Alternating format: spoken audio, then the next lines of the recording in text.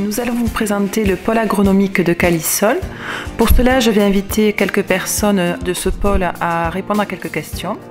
Donc, dans un premier temps, nous allons aborder les appuis et les formations techniques.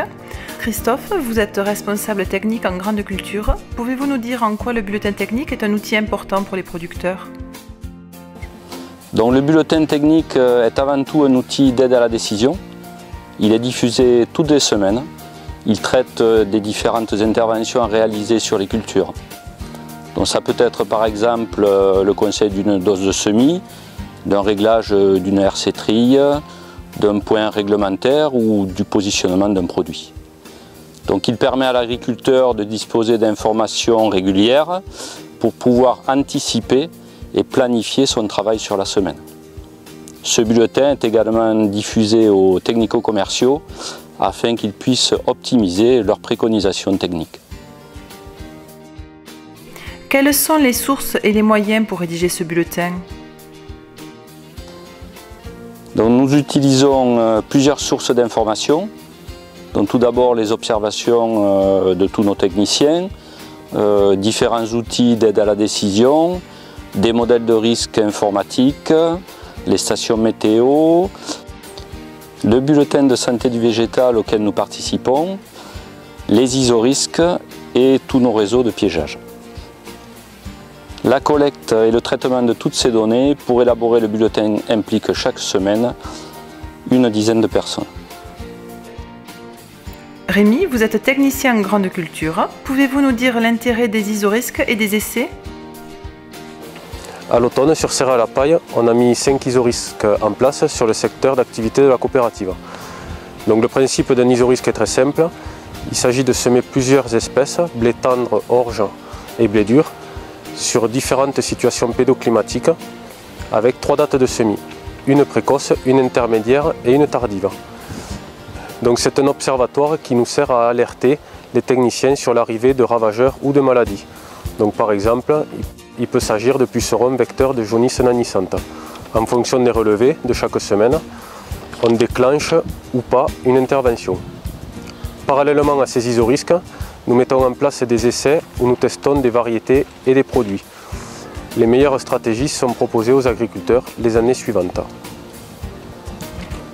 On va parler maintenant du référencement. Fabrice Bianchini, vous êtes technicien expérimentateur du service culture spéciale chez Calisol également. Comment s'effectue ce référencement de solutions de stratégie pour les cultures ? La première étape consiste à évaluer les principales problématiques de production et en fonction de ces problématiques, eh bien, on va tester les solutions qui nous paraissent intéressantes pour voir si techniquement elles sont valides. Au niveau de notre expérimentation, nous avions besoin de résultats à la fois fiables et crédibles. C'est pour cela que Calisol a passé l'agrément BPE en 2011, bonne pratique d'expérimentation, ce qui signifie que nos essais sont reconnus officiellement au niveau national. De plus, vu que nous ne pouvons pas tester ni tout voir, nous sommes inscrits dans des relations d'échange avec les différents instituts techniques ainsi que les pools d'échange in vivo qui regroupent en fait tous les techniciens de coopératives de France. Une fois que ces solutions sont testées et validées, elles sont intégrées dans les stratégies techniques et donc insérées dans les guides culture Calisol. Nous allons maintenant parler des prestations de suivi optimum. Maxime, vous êtes technicien spécialisé. Pouvez-vous nous dire ce qu'est ce suivi optimum ? C'est une prestation d'accompagnement personnalisé à l'exploitation, effectuée sur les grandes cultures, les cultures spéciales, pommes et vignes. Ce technicien spécialisé fait uniquement du suivi technique, du diagnostic et du conseil. Il n'a pas de mission de vente d'intrants. Cependant, il travaille en étroite collaboration avec le technico-commercial. Actuellement, sont engagés en arboriculteur 35 producteurs représentant 980 hectares. Ils sont suivis par 2 techniciens. En viticulture, 11 producteurs représentant 260 hectares sont engagés et suivis par une personne. Maxime, donc vous êtes technicien spécialisé en pommes, comme je le disais. Pouvez-vous nous dire comment se déroule votre campagne ? C'est un accompagnement fondé avant tout sur une base d'échange et de confiance avec le producteur et tout ceci est concrétisé par un contrat annuel. On se fixe un cadre avec des objectifs communs et des résultats à atteindre sur la campagne. Le technicien effectue des passages précis et réguliers, des observations, des comptages et des conseils. Une traçabilité en découlera, donc un bilan sera réalisé en fin d'exercice sur les bilans sanitaires, la nutrition et la fertilisation. Dans le modèle économique agricole d'aujourd'hui, on sait que le producteur doit avoir plusieurs casquettes pour la conduite de son exploitation. Il est producteur, gestionnaire, manager d'équipe. Dans ce contexte, le technicien est un appui indispensable avec lequel le producteur pourra anticiper et trouver des solutions adaptées à son exploitation. Il y a l'aspect environnemental, tout ça, oui, mais après il y a tout ce qui est une exploitation, c'est une entreprise. Hein, donc il faut arriver à un but rentable.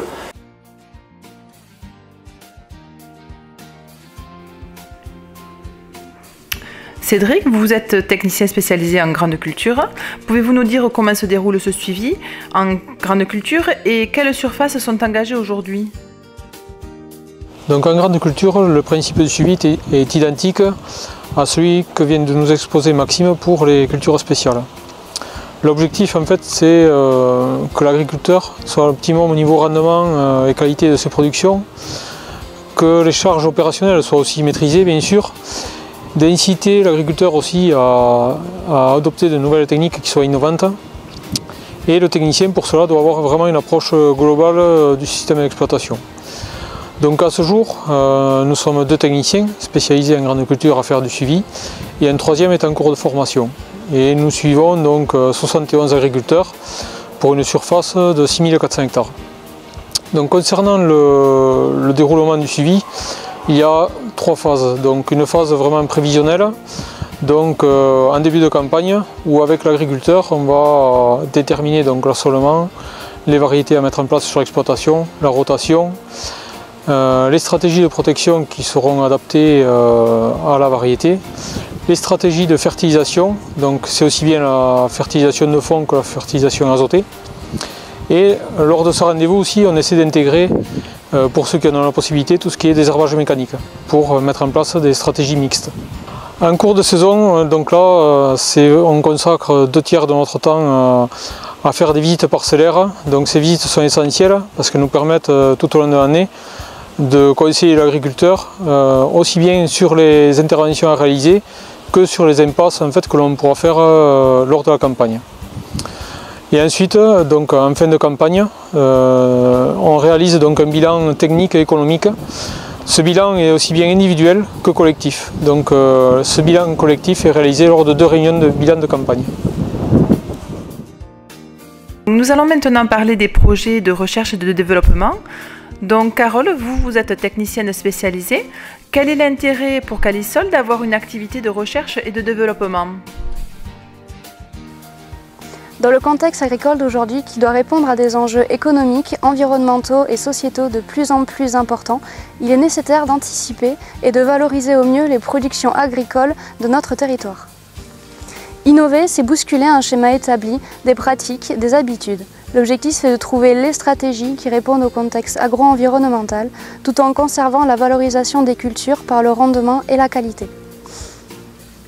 Pour la pérennité des services, il est essentiel de toujours chercher à innover. De chercher des outils pour mieux établir nos diagnostics, des outils pour améliorer la traçabilité de nos conseils et la traçabilité des interventions de l'agriculteur. C'est ça l'agriculture de demain. Et le jour où le pari sera vraiment réussi, et je trouve que la Vitis c'est un bon exemple, c'est le jour où ça ce sera dans vos produits. C'est le jour où le vin, vous le vendrez mieux, parce que derrière vous aurez une image de responsabilité, de qualité, d'éthique, etc. Pouvez-vous me dire les projets de recherche et de développement qui sont en cours aujourd'hui à Calisol? Le projet Fullpack en vigne qui vient de se terminer cette année et le projet ESAPOM dont on vient de faire terminer la phase terrain. L'objectif de ces 2 projets est de répondre au contexte agro-environnemental tout en préservant la valorisation économique tant du producteur que de la coopérative. Il s'agit d'une approche gagnant-gagnant, tant pour le producteur que pour l'environnement que pour Calisol. Dans ces 2 projets, nous avons testé des leviers de stimulation des défense des plantes, optimisé la protection intégrée et expérimenté de nouvelles solutions de biocontrôle en stratégie. Il faut que la filière soit un peu plus sensibilisée, elle n'y est pas assez. Parce que de toute façon, ça va dans le bon sens. Hein. On n'a pas le choix. L'environnement, c'est l'avenir. Pierre-Henri, vous êtes conseiller en grande culture, animateur du réseau Défi Ecophyto. Pouvez-vous nous expliquer brièvement en quoi consiste ce réseau? Alors, les différents projets en grande culture ont pour objectif d'aider au développement du suivi optimum, d'apporter de l'innovation et des références techniques dans l'optique de valoriser les productions des agriculteurs. Dans la continuité de la MAETJ MON, le CASDAR Agroécologie a pour but de maintenir une performance économique des exploitations agricoles tout en réduisant en fait l'impact de l'agriculture sur l'environnement. De nombreux instituts et la plateforme technologique du lycée d'Osville sont partenaires de ce projet financé par l'État, la région et le département. Suite à ce projet CASDAR, un GI2E, un groupement d'intérêt économique et environnemental, à l'initiative d'une quarantaine d'agriculteurs, a été validé récemment par le ministère. L'administration nous a pour l'instant toujours bloqués sur le secteur de la Lomagne, mais notre objectif est de pouvoir étendre et proposer cette démarche sur l'ensemble du territoire de Calisol. Différents thèmes sont proposés et travaillés dans ce projet, par groupe de 15 à 20 agriculteurs, l'agriculture de précision, les couverts végétaux, la fertilisation, mais aussi la maîtrise des charges de structure et des charges opérationnelles. Pierre-Henri, donc comme je le disais, vous êtes animateur du réseau ferme Défi Ecophyto. Pouvez-vous nous expliquer brièvement en quoi consiste ce réseau?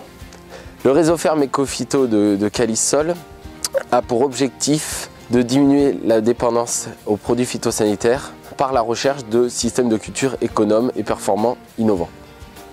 Il est financé par InVivo et par l'ONEMA. Ce groupe est composé de 14 fermes représentatives du territoire.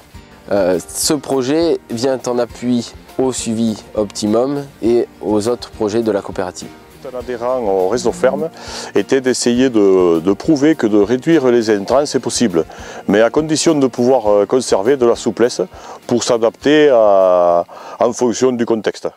Le réseau ferme Ecophyto qui l'anime, qui est 290 exploitations, dont certaines chez Calisol qui sont mobilisées pour accompagner le projet Ecophyto et tester de nouvelles solutions. Et donc on se rend bien compte en mobilisant ces fermes de référence que les domaines de validité ou les domaines de performance du biocontrôle sont plus complexes à maîtriser. Et donc il faut accompagner, voilà, je pense qu'il y a un vrai rôle d'accompagnement des producteurs dans la sécurisation. En lien avec les pôles approvisionnement et céréales, les missions du pôle agronomique sont les suivantes. L'appui technique est un soutien quotidien aux équipes terrain avec notamment les bulletins techniques. C'est également le moyen de leur assurer une formation continue. L'appui technique, c'est aussi les formations certifito et les réunions d'information pour les producteurs. L'expérimentation permet de sélectionner et d'évaluer les nouvelles solutions. Les projets de recherche et de développement se caractérisent par des essais systèmes subventionnés et mis en œuvre à l'échelle de l'exploitation pour tester et valider globalement une stratégie de production. Enfin, les suivis optimum sont des prestations d'accompagnement personnalisées et ajustées aux différents types d'exploitation. Ces suivis sont réalisés par des techniciens spécialisés et formés de façon continue aux nouvelles technologies.